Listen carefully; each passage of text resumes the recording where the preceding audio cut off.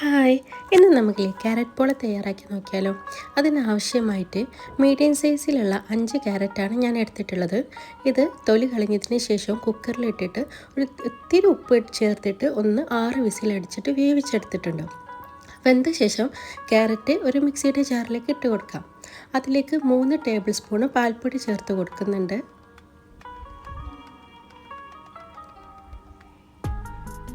ശേഷം അതിലേക്ക് 1 teaspoon vanilla essence ചേർത്ത് കൊടുക്കാം.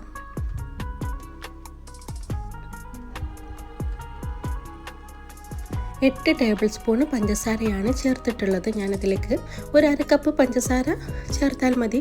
പാകത്തിന് മധുരം നോക്കിയിട്ട് വേണമെങ്കിൽ ചേർത്താൽ മതി. ഞാനിപ്പോൾ ഇതിലേക്ക് 8 ടേബിൾ സ്പൂൺ പഞ്ചസാരയും 1/4 കപ്പ് പാലും ചേർത്ത് കൊടുത്ത് നല്ലോണം മിക്സിയുടെ ജാറിലേക്ക് അടിച്ചെടുക്കാം. അടിച്ചതിന് ശേഷം 10 മുട്ട ചേർത്ത് കൊടുക്കുന്നുണ്ട്. ഇത് 10 എഗ്ഗിനുള്ള ക്യാരറ്റ് പോളയാണ് ഞാൻ തയ്യാറാക്കിയത്. അത്യാവശ്യം നല്ല വലുപ്പമുണ്ട്.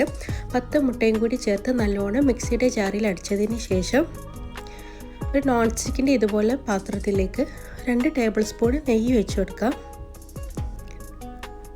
ശേഷം അടിച്ചു വെച്ച ഈ ബാറ്റർ ഇതിലേക്ക് ഒഴിച്ചു കൊടുക്കാം. സിമ്മിലിട്ടിട്ട് അരമണിക്കൂറാണ് വേവിച്ചെടുക്കേണ്ടത്. ഇതൊരു 3/4 ഭാഗം വേവാകുമ്പോൾ അതിലേക്ക് മുന്തിരിയും അണ്ടിപ്പരിപ്പും മുകളിൽ വിതറി കൊടുക്കാം. കൃത്യം അരമണിക്കൂറിന് ശേഷം ഇതുപോലെ ക്യാരറ്റ് പോള തയ്യാറായിട്ടുണ്ട്. ഇഷ്ടപ്പെട്ട ലൈക്ക് ചെയ്യുക, സബ്സ്ക്രൈബ് ചെയ്യുക, സപ്പോർട്ട് ചെയ്യാം.